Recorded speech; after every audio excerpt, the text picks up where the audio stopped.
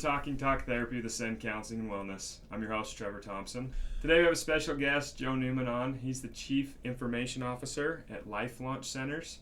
Yeah. This is a program that we're kind of contracted with. Some of our therapists run their outpatient therapy groups. I'll let you explain maybe briefly about that. Yeah, you bet. And then we're going to dive into some cell phone juicy stuff. Some cell phone stuff. Well, thanks for having me. And so, Life Launch Centers is an adolescent mental health facility that we run an intensive outpatient program. And most people have no idea what that means. They're like, we use these terms like IOP and intensive outpatient. And most of the general public doesn't really understand what that is. But basically what it is, I always tell people, it's kind of like the college level course for how to overcome anxiety and depression, right? Like if you were to take a college course, say in microbiology, and you only went once a week for an hour, how long would it take you to learn microbiology? Right. A long time. So a lot of people are looking to kind of get help in a faster format and a 3 times a week group counseling plus their individual. So it's like 4 times a week they come. Then they can usually get their education and their programming in about 2 to 3 months. So, and obviously I know this, but what's your typical age range and demographic? So, the tough thing is anxiety and depression doesn't know any bounds, right? Yeah. But as far as our insurance designation, you between like 11 to 26, 27 years old, that's kind of our primary group. But we've got some stuff that can help people, kind of all ages. So, and it's really cool because from what I've observed and noticed is like, I think sometimes kids suffer alone. Especially teens, and they think that they're the only ones who have the problem. Right. And I love your videos about like the stories we tell in our head and how we catastrophize everything. Absolutely. Well, all of a sudden you put these kids in your guys' group and it's going, I'm not the only one that's just sitting here suffering. So this is kind of nice that I've now developed a relationship with somebody that understands what I'm going through. Absolutely. And we were talking about how it's kind of like a little bit like experiential therapy, because they are often have social anxiety. So the thought of going to a group and sitting with a bunch of other people talking about their feelings is like the last thing they want to do. But honestly, they don't really even have to say much. After the first time they see everybody else talking about the exact things that they're thinking in their own head, then all of those barriers just melt and they open up, and they're like, they feel so connected because they realize they're not alone in their struggles. And then I love the parent curriculum. So you guys incorporate the parents. You and I have talked about this before, but I worked in treatment for 12 years. A lot of my role was counseling parents, helping them learn how to establish boundaries, not be so enabling. Right. And they have to be able to go home to a home environment that's also changing for the better too. Absolutely. Because if they're behaving a certain way or struggling a certain way, and their support systems aren't helping them in the way that they're supposed to, it's really hard for them to adapt and change too. Yeah, it's most often the environment that they came from that caused the problems in the first place. Right. And not to say that that's like, a bash on the parents or anything. I mean, give me a break. I got 8 kids. Raising kids is tough. Yeah. And I can't imagine doing it without having the mental health education that I have, and particularly in today's, world of technology and just the whole culture. The whole American culture right now is just, a major challenge for our mental health. And so, but we've got to do some things to impact the environment at home. So it's not like, we're just trying to fix your kid. We're trying to fix the whole family system. So it's a very emotionally healthy system. And it's a very non-judgmental group. Yeah. Like, you guys aren't like, oh my gosh, you're the worst parents ever. It's like, no, hey, we're all in this together. Oh man, all of us can empathize. We got all kids that are blowing up and, trying to do our very best to help them out. So we're going to dive in today a little bit about probably the most common source of a lot of this anxiety. And it's not something that a lot of kids want to hear. No, or parents. But it's a real factor in why kids are struggling today, why some of us are struggling today. So I'm going to let you kind of take over on that one. Well, it's all about technology. Yeah. So we love technology. I mean, don't get me wrong. Everybody, I think it's important to know where I come from the technological standpoint. I spend every day on technology. Same. I create videos, I make websites, I am a professional photographer, video producer, I make music. Like, I'm a very, very technologically immersed person. And I think that's probably why when I started seeing some of these technologies come out, I had a natural apprehension for my kids towards it. Now, what the reason is we always talk about creation versus consumption. Okay, when you create something with technology, it's very neurologically stimulating. You use both sides of your of your brain as you're working with creativity, and then also the calculations and implementation of the technology. But when we consume technology, it's very neurologically numbing. And so of course, when technologies are created, like the smartphone and all the apps that go with it, you have well-intentioned businesses who are trying to do their best to create things that people want, and to then try to maintain as much attention as possible for them to be able to make more money. Like, I don't think it was very nefarious, particularly at first, but somewhere around like 2010, 2008, 9, 10, a lot of the mobile industry realized that we could utilize some of the addictive properties of adult gaming and implement that into our smartphones.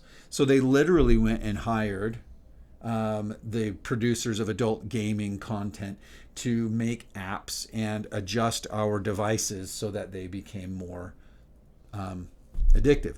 And so we talk about tools versus traps, right? Is your phone, is it a tool or is it a trap? Oftentimes it's both. And some tools are actually built as traps, like a mouse trap, for example. Right. It's a tool, has a very specific job. It's designed to ensnare children. Or excuse me, not children, little mice, right? I liken this to children because all the time we, very kind of unawares hand our children a smartphone, which is now today built as a trap. And what is that trap? It's the dopamine neurofeedback loop that's used to stimulate the body's production of dopamine, which is a short-term reward hormone, and the same one that's produced when you drink alcohol, when you gamble, when you do drugs. It's this anticipatory hormone, and you get a little hit of dopamine every time you scroll on your device, and because you're anticipating what's coming next, and it's just dopamine. Just to give you an idea of like how addictive it is, there's been some really interesting studies, because this isn't just like something that we thought up. Like, you can actually measure the amounts of dopamine in your bloodstream and during different activities. And so they've been able to determine that like when you shoot up heroin, your body produces 700 times the normal amount of dopamine production in your body. Which is why it's addictive. Super addictive, right? First person shooter gaming, 1,200 times. Pornography, looking at pornography on your phone, 1,400 times the normal amount of dopamine production, because you're anticipating what's happening next, right? It's very tantalizing. So I brought these cards with me because I have the opportunity to do this presentation at schools in 10th grade health class. And it's very telling. After I talk about tools versus traps and the harmful nature of social media and just the addiction, I ask the kids for their help, and I pass out a card to everybody, and I say, help us out, help us identify the traps, because honestly we want to help you guys. We want you to be successful in life, but we need to know what the traps are. So help us out. Right on here, answer this question. One thing my parents don't know about social media is, and then fill in the blank. So here's sampling. There's about 300 cards here, and there's from 2 different high schools in the local area. And the 3 different groups here represent, this stack is the stack of responses that say social media really isn't that bad. Okay, so like there's some kids that are like, yeah, it's not that bad. It can be used for good, right? So that's kind of what this stack represents. This stack represents the group who says, I was never able to use social media because my parents knew how destructive it is. Okay, so this is that section. And this group here is the students who admit the destructive nature of it in their life and unfold some of these traps. Do you want to hear some of them? Yeah, absolutely. I mean, it's really pretty alarming, but it paints a pretty quick picture. Number one, so one thing my parents don't know about social media is how destructive it can be. One thing my parents don't know about social media is how easy you can fall into damaging things. One thing my parents don't know about social media is that Snapchat is bad for me and I receive nudes. You don't even have to search for, like, or watch bad things on social media. Bad things will still pop up, and it takes a good raised kid to ignore it and or report it. I think it's more bad than it is good, and I see things on it every day that I probably shouldn't. I mean, it gets worse. One thing my parents don't know about social media is people are showing lots of parts of their body. People can stalk you, and girls post inappropriate pics of themselves. You start to see some themes here, huh? Yeah.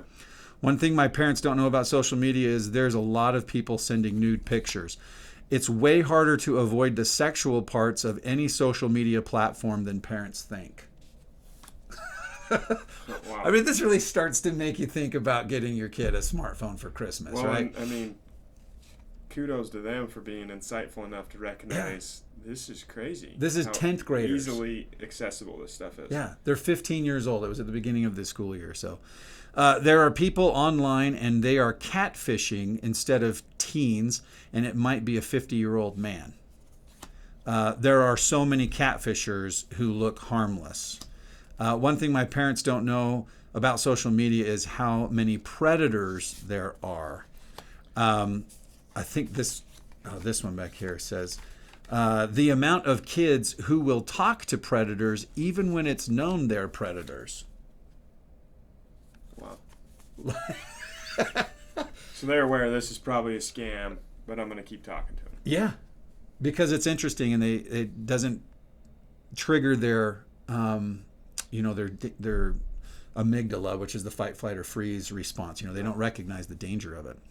I was almost groomed when I was 11, but was too young to understand. But my friend was 15 at the same time and was groomed by the same lady. Wow. This is kind of a hard one to read, but that it can be devastating to people close. That's a kind of a hard one to read. One thing my parents don't know about social media is the stuff my sister is watching or doing, or even what people are asking her. I wonder what what they're talking about there. Yeah. So I'm noticing a common theme. It could be used for very bad things. One thing my parents don't know about social media is that I have it. LOL. Yeah. So I mean, these are private. Yeah, So I don't give my kids smartphones, but I'm not naive enough to think that they would go online or use their friend's phone or whatever else to have a profile. And so I actually do. I look at Instagram every now and then and see if I can find my kid's profile. Yeah. And get to have that discussion if it comes up.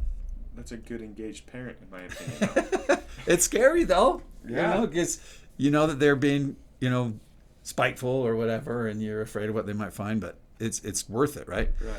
Right. Here's one thing. One thing my parents don't know about social media is that they're the ones that are addicted as well as us. They don't think so, but it's true. Absolutely true. Absolutely true. Absolutely true. It's so insightful. I feel like sometimes I am aimlessly scrolling. Yeah. And it's devastating. Right in front of the kids too, and that's so hard. You'd be like, no, put this thing away. Yeah. It destroys a person's mental health and self-esteem. One thing my parents don't know about social media is men are more desperate and can get their ways easier on social media than in person. I believe that 100%. It ruins how I see myself, and that I bully myself nonstop about what I look like. Well, because there's a facade on social media, right? There's filters, there's perfect angles, Yeah. there's editing. Yeah, You just got the somebody looking there Snapchat going, filter. I look nothing like that. Right. I must be ugly. You must be ugly, because when they look in the mirror and the Snapchat app or filter isn't like working, applied, then they see all of their flaws, and then they think, oh, that's, I'm so fake. It was one reason that caused my diagnosis of depression. Social media has taken over my life and makes me feel uneasy. People have tried to sell me drugs on it. Kids I know and are around my age. This one's crazy. One thing my parents don't know about social media is that I have multiple accounts. I have my main account that I let them see, and I have my spam account, my main account. So they see the happy little me, but the spam account are used for me to express how I really feel, like how sad I've been. Oh, that makes me emotional. I'm not gonna lie. I know, man. These poor kids, they know what we're expecting of them, but they literally don't have the self-control to use this as a tool instead of a trap. I've got some solutions for that, by the way. Anyone can have access to it. Literally anyone, from drug dealers, pedophiles, criminals, etc. Also, so much easier to access dealers for just about anything. Personally have used it for LSD, Molly, Addy, Xan, weed, etc. So now it's a gateway to consuming drugs. 15 years old. So the phone's a drug, and I can also get more drugs. Yeah, absolutely.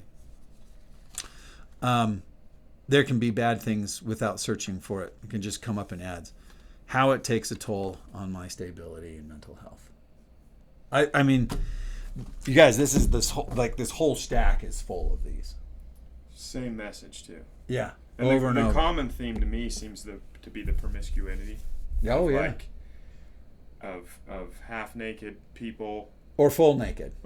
Which, by the way, when your child produces, porn of themselves, that's a federal offense. Right. Child pornography. And if parents don't monitor, check, and get rid of that, then they actually can be held liable and serve prison time for it. Right.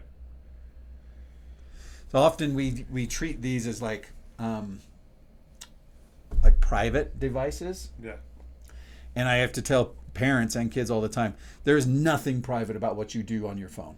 If you don't believe that, just talk to Google, just talk to Facebook, just talk to all big data. They track and know everything you do on your phone. Just talk about something for 10 minutes with somebody, and an ad will pop up about the topic you were just discussing. Yeah. Without ever having searched it. Yeah. There is no privacy. That's not. There is no privacy. And so you got to check, first of all, parents, we've got to check our kids' devices, just like you do their bedroom or their bathroom or whatever. It requires regular cleanup and accountability in order for it to be productive. That's number one.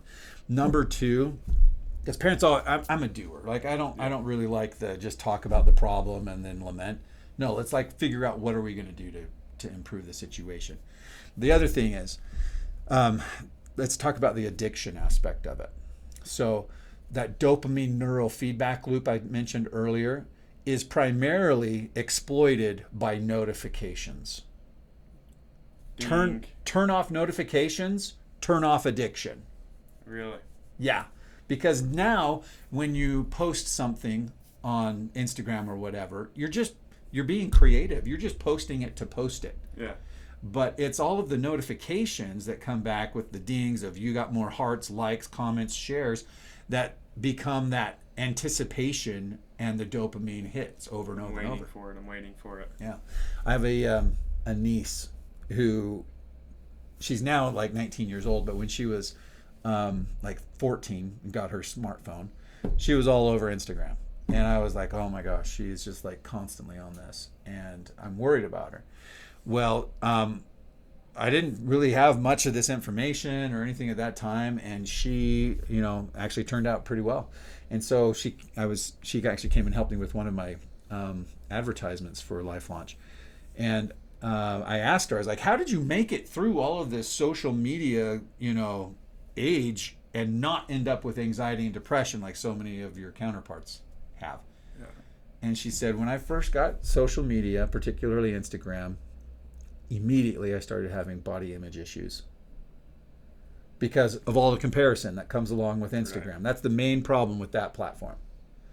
And she said, but then I also learned that I could go into the settings and turn off all the comments, likes, and shares. And wow. so I just started posting because I want to post, not because I care about what other people think. And she said, and that was made the big difference. But that's probably a small demographic of people that have that insight. And Most recognize, people, they don't even know that technology exists, that they can do that. Well, and I think it's the one about the parents is crazy to me. Like that kids recognize what their parents are doing. Like you don't think your kids are watching you. Oh. That's a pure example of they are noticing what you're doing. Absolutely. And I'll share this quick story because my wife and I were sitting waiting to eat for breakfast. Yeah. And this was just this last Saturday. And it was pretty crowded and packed.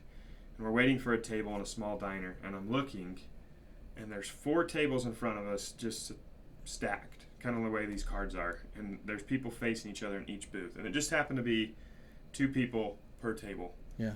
Not one person wasn't on their phone. One father and son were sitting there at the booth. And the kid actually put his phone down and looked at his dad and was waiting for his dad to look at him, almost like he wanted to talk to him.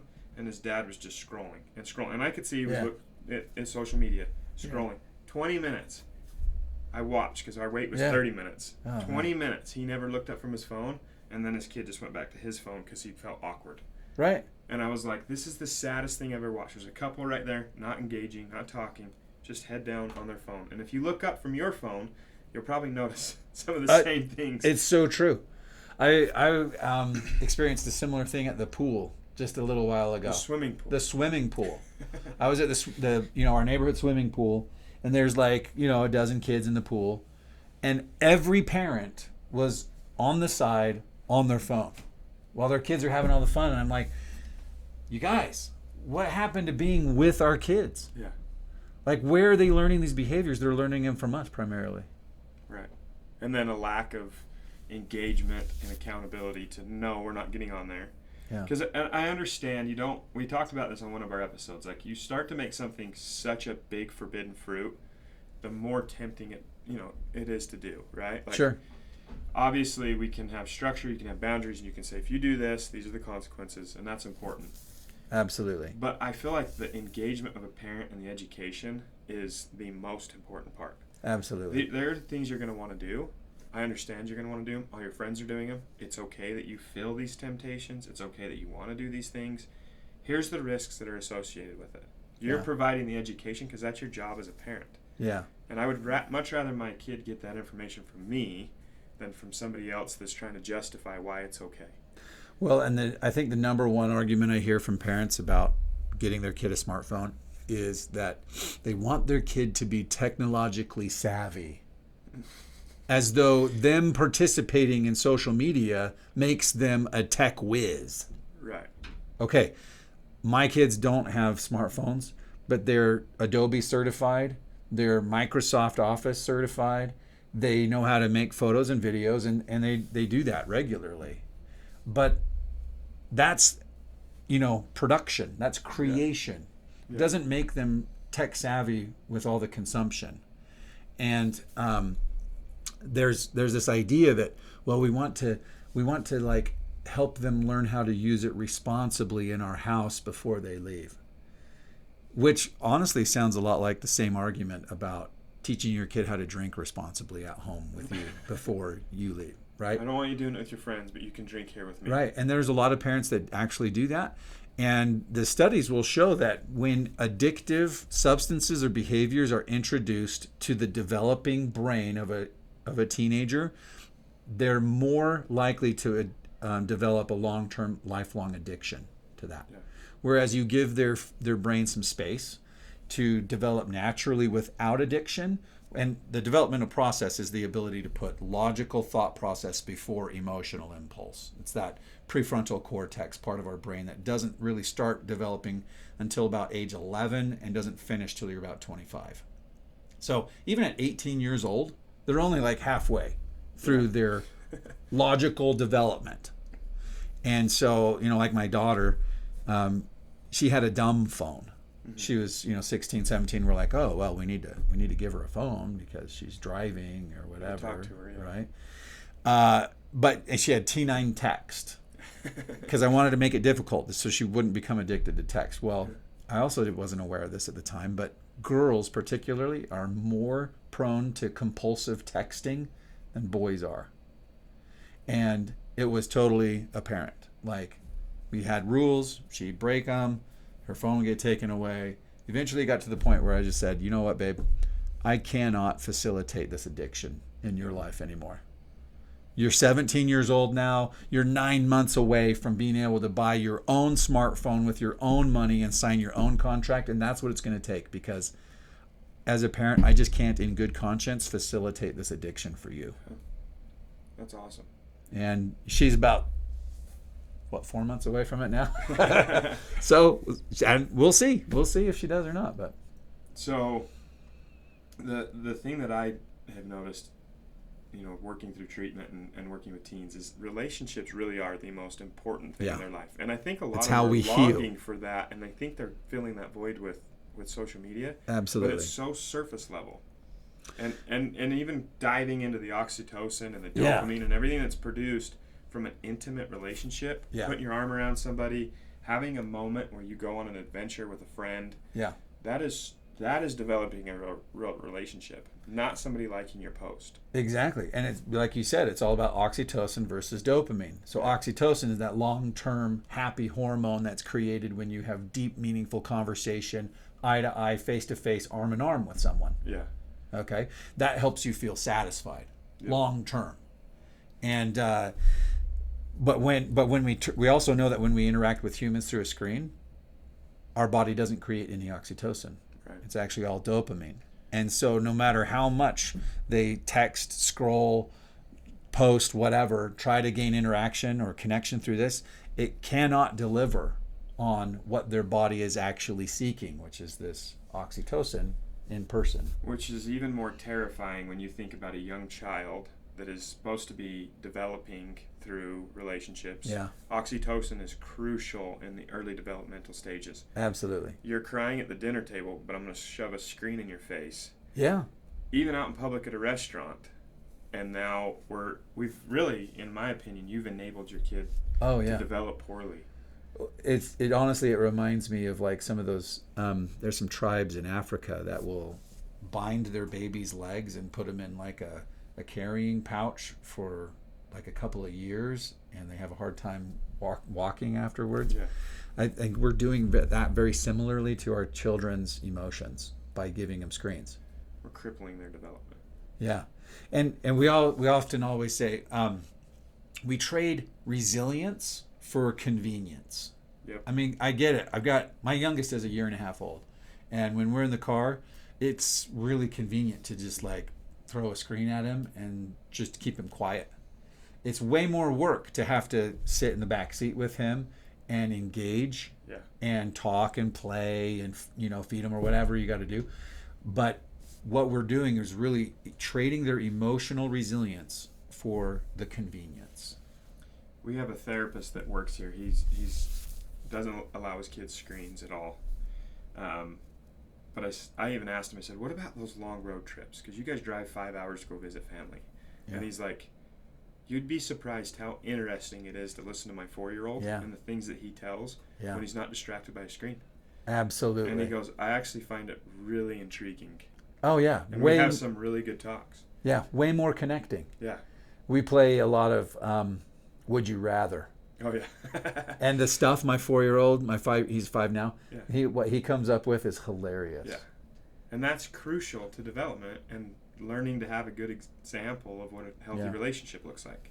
Which, by the way, the public awareness about this is just growing immensely. Yeah. Like, I got to say, there's still a lot of parents who are resistant to this, but we're seeing even the next generation, these 20 to 30-year-olds who have grown up with screens, who, when they were teenagers, kicked and screamed and said, I can't live without it. Yeah. Who are now entering their parent years and say, I really knew how bad it was for me, and there's no way I'm giving my kids screens. Well, and that's where I find optimism in these, is somewhere there's a core set of values that was instilled to them by their parents that has recognized this is not good. This is toxic. It's destructive, yeah. So that gives me hope that there's insight and recognition in it. Yeah. Because that's awesome for a teenager to go, this really isn't that good for me. Right. We talked about this prior too, but my generation didn't grow up on screens, and I feel like I'm the last of that generation. Yeah. And we're seeing a little bit of a pendulum swing that gives me a lot of hope. Yeah, me too. But at the same time, I'm seeing a lot of kids struggling right now, with what you work, my wife working in the education system. There are kids struggling right now, and I believe that this is the root of the problem. Absolutely. We do a lot of education about that in our groups and in our counseling center because, it is primarily driven by this thing. Yeah. So. And guys, we're not trying to judge or we're trying to work through this problem together. Yeah. Like, this is not any individual's problem. This is the entire nation, the whole world's experiment. Seek it as education. We're not trying to create fear or anything, but more trying to provide education and hopefully give you some tools to like really put it in to help this become a tool rather than a trap. Well, and recognize your kids notice what you're doing, and that they notice that there are things on there that aren't good, and they're just not sharing that with you. So have those hard conversations. Really appreciate you coming on. Oh, it's a pleasure. Like this was amazing. Hopefully we can get this out to as many people as possible. Absolutely. As usual, please like, share, subscribe. If you have any questions for us, we always have that platform to send us a private message. We'll answer any of your questions with one of our therapists on the show. Thanks so much. We'll talk to you guys next week.